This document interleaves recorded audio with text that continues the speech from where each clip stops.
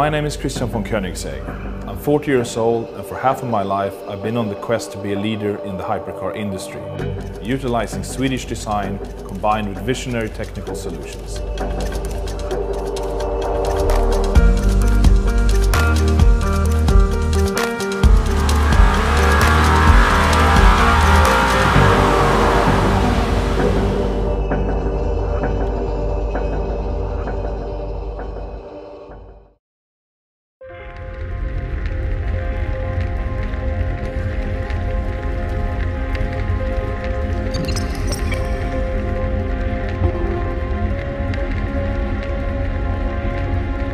So this is the one-to-one, getting ready to be shipped out to the Geneva Motor Show in about 4 or 5 hours.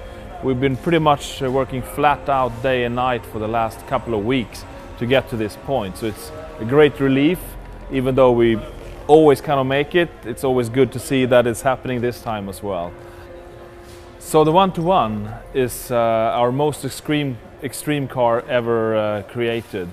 It's 1 horsepower per kilo of weight, and that's curb weight. That's with fuel or liquids, ready to run car on the street. That's never been done before. Interestingly enough, 1360 horsepower, which is the power level of the engine, is also pretty much exactly 1 megawatt of power. Thereby we think this is actually the first mega car ever produced, which is quite exciting. So basically it's establishing a new category, not only the most power per kilo or weight, but also the most powerful production car ever built, and it's 1 megawatt of power. So that combination is just going to be fantastic on a track.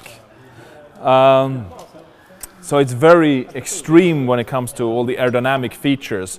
For example, here is a good example. We have removed some of our luggage space and put in these air ducts going into the front bonnet, and we've covered up some other air outlets into the front subframe. We have these huge winglets and splitters, which also have active elements underneath the front splitter that move around depending on aerodynamic downforce needs. We can't see it right now, but the shock absorbers are also active in ride height, individual left and right side, front and rear, but also rebound and compression settings are individual on each damper on each 4 corner. And this can act dynamically around a racetrack to reset itself while you're driving. And it's all hooked up to a cloud over 3G.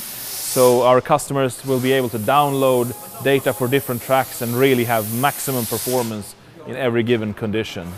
So even though we added a lot of extreme functionalities, aerodynamic elements, made the car stiffer and stronger, stronger engine internals and so on, it's still lighter. Basically, we added about 30 kilos of weight in componentry and functionality, but in total the car is around 80 kilos lighter.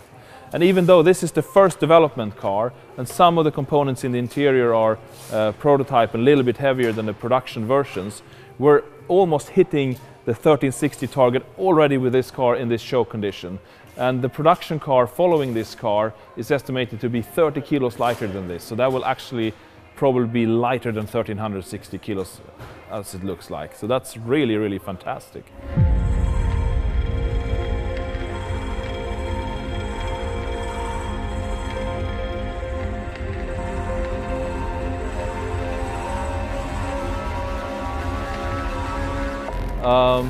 Here you can also see the huge active rear wing, which is now set in full brake mode, flipped up. So in that position, it's actually giving the largest amount of downforce that it can with the largest amount of drag. So it's not only an aero brake, it's also giving maximum amount of downforce to the rear wheel simultaneously. And that was possible due to the unique shape of the wing that follows the contour of the car, but also is a double wing with 2 aerodynamic elements interacting, so the stall angle is higher than it otherwise would be. We can also go around here and see the interior a little bit that's coming together. It's a striking black Alcantara lightweight interior with orange elements matching the outside of the car. with new clear carbon elements on the interior that we used to cover up before, but now we're leaving them bare naked to save weight and give a more racy look. So this car is really, when you take it to the track and you put it in the lowest setting, it's really a full-on GT1 car specification, apart from the fact that it has more than double the amount of horsepower. But when you go on the normal road, the car raises itself up, the suspension becomes softer, it even has power windows, air conditioning, amplifiers, 6 speakers, anything that you would find in our normal cars are still there, even though we have this huge weight saving.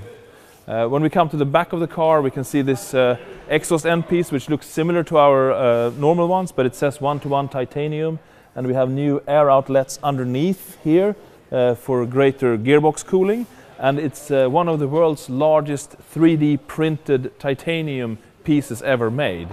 It's a Swedish company making huge 3D printing machines that's made it for us. It's also a very local product.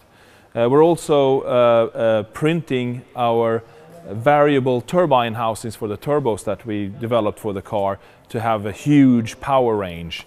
They are so complex in shape that they're difficult to cast, and in our low volume it makes full sense to actually 3D print them even for production. So that's also very unique.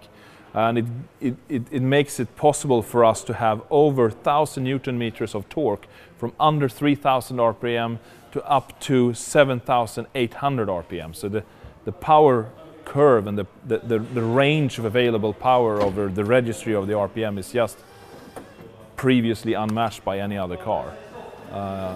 So we're very happy about that. Here we can actually see the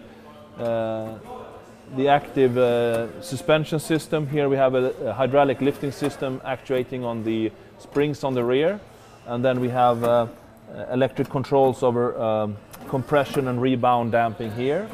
We're actually going to put carbon fiber springs on the production cars as well to even further save weight, and we will start testing that when we are home from Geneva, from the Geneva Motor Show. So this car will actually, as soon as the Geneva Motor Show is over, we will start to use it for test driving and setting the car up. So far we've just driven around the shop with it.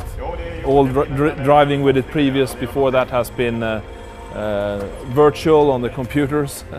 And it will also go to the Beijing Auto Show in April. And after that it will really start hitting all the European racetracks in a serious way to get it, well, fully shaken down and tested before we start production of the customer cars.